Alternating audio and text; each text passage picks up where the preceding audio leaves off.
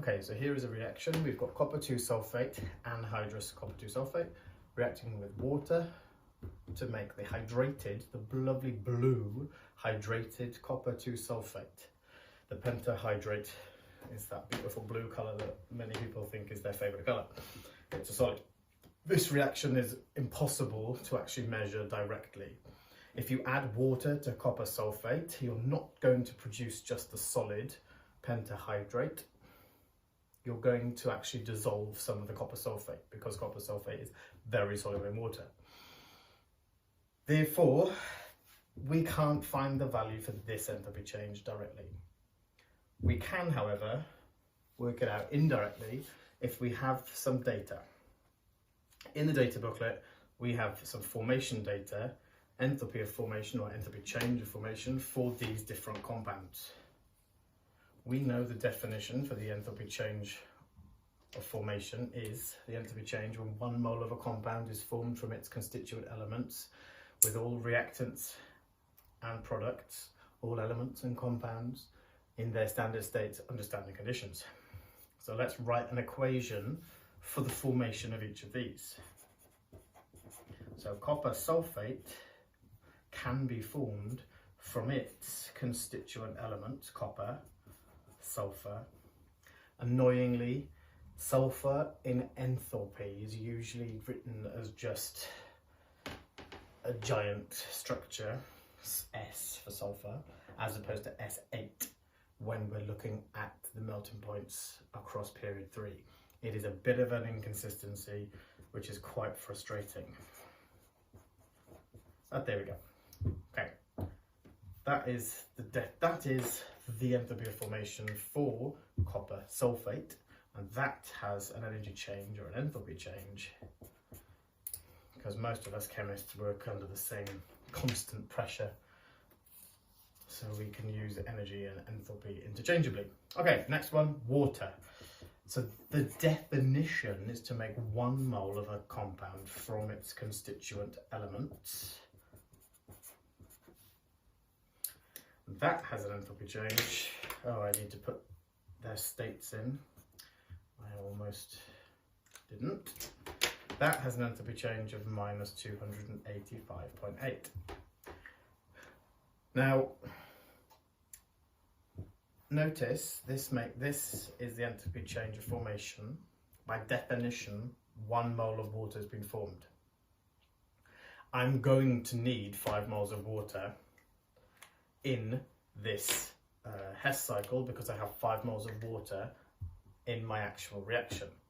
So I'm going to multiply this by 5 now so that it will fit.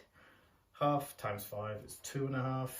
I'm going to multiply my enthalpy change by 5. Let's do that here. Minus 1429. And that makes 5 waters. Excellent.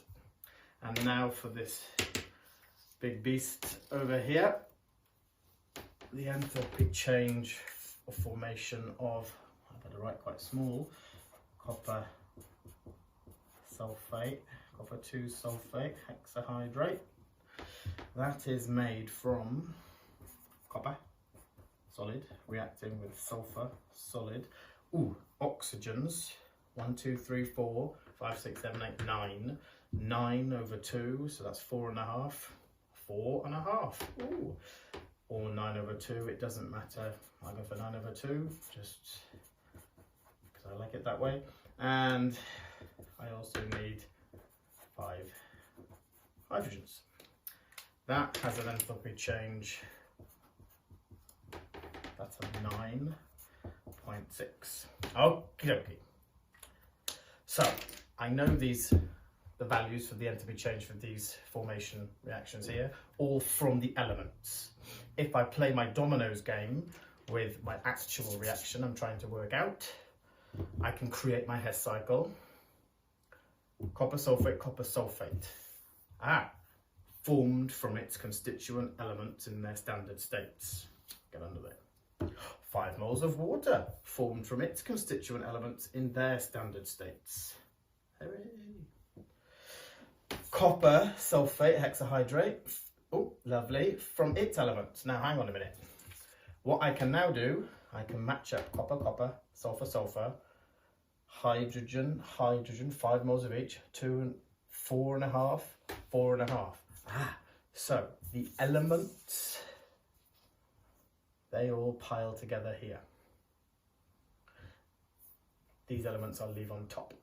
Now I'm going to put that to one side and I'll write my Hess cycle, because you're not going to want to cut up bits of paper in an exam. You will want to just get to a Hess cycle more quickly. So my actual reaction again.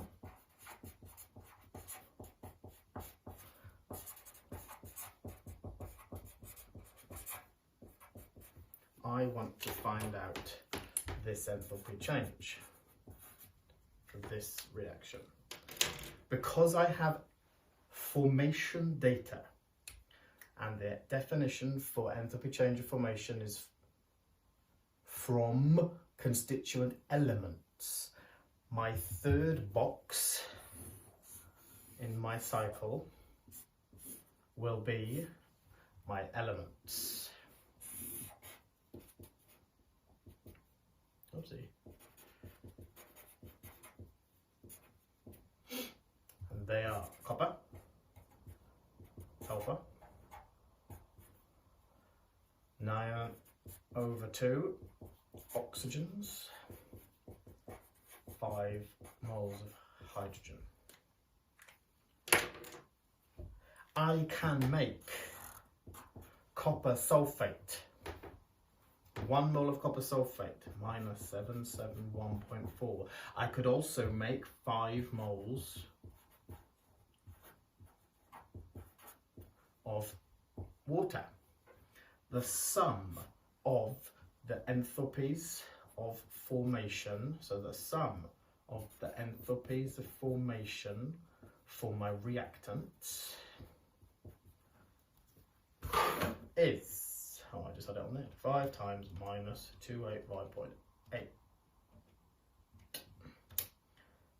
plus minus 771.4 equals minus 2,200.4 kilojoules per mole. So these elements could form these compounds, and the enthalpy change would be minus 2,200.4. Or they could combine with an enthalpy change of 2,279.6 kilojoules per mole to make my products. Good. There is my Hess cycle. It's balanced. It's beautiful. I've written on the enthalpy changes associated with each of these arrows. I want to calculate delta HR, my reaction, my enthalpy change for my reaction, my standard enthalpy change for my reaction. And because the standard enthalpy change for a reaction is independent of the route taken, I can go that way around my cycle. I'm going to go the wrong way down this arrow. So I'm going to change the sign, and I'll do it both ways for whichever mathematical process you prefer. Change the sign. Then you're going to go the correct way up that one.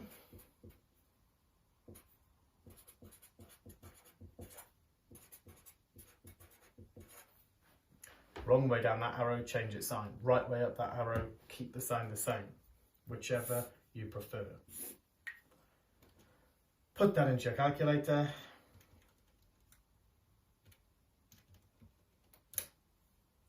And you get minus 79.2 kilojoules per mole as your enthalpy change for the reaction you were given.